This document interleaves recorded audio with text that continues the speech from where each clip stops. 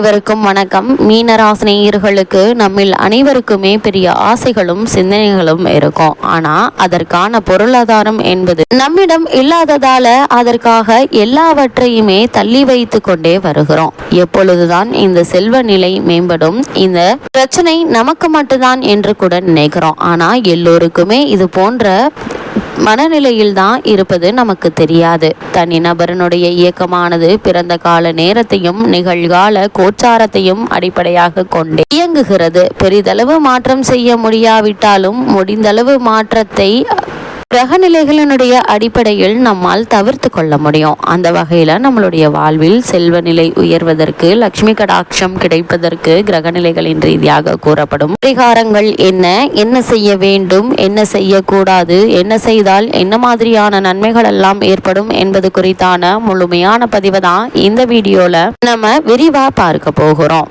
இல்லத்தில் லக்ஷ்மி குடியேற நீண்ட நேரம் தூங்குதல், சோம்பேறித்தனம் கூடாது. பணத்தை கணக்கு வைத்து செலவு செய்ய வேண்டும். இடது கையால் பிறருக்கு பணம் கொடுப்பதை தவிர்க்க வேண்டும். பிறரின் நல்வாழ்வை கண்டு பொறாமை கொள்ளக்கூடாது.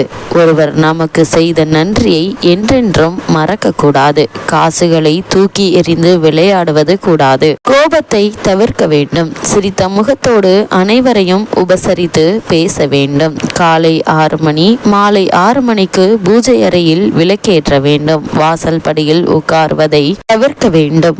மாலை 6 மணிக்கு மேல் தலைவாரக்கூடாது. இரவு நேரங்களில் துணி துவைக்க கூடாது. வீடு பெருக்க கூடாது. அளவோடு ஆசைப்பட வேண்டும். அது மட்டுமில்லாமல் எல்லா ராசிக்காரர்களுக்கும் பலன் தரும் விதத்தில் தமிழகம் முழுவதும் எண்ணற்ற கோவில்கள் இருக்கின்றன. நமது ராசிக்குரிய கோவில் எது என்பதை ஆராய்ந்து தேர்ந்தெடுத்து அந்த ஆலயத்திற்கு எந்த நாளில் சென்று வழிபட வேண்டும் என்பதை அறிந்து செயல்பட்டால் நமக்கு நற்பலன்கள், செல்வ நிலை கிடைக்கும். இறைவன் சன்னதியில் எந்த ஊரை பார்த்து, எந்த லக்னத்தில் எந்த பாடல் படித்து வழிபட வேண்டும் என்பதை எல்லோரும் முன்னோர்கள் முறையாக எழுதி வைத்திருக்கிறார்கள். அதை கடைபிடித்தால் அடுத்த நாளே நமக்கு நற்பலன்கள் வந்து சேரும். உங்களுக்கு யோக பலன்கள் பெற்ற நாள் எது என்பதை சுய ஜாதக ரீதியாக கண்டறிந்து வரம் தரும் நேரம் பார்த்து வழிபட்டால் உடனடியாக பலன் கிடைக்கும்.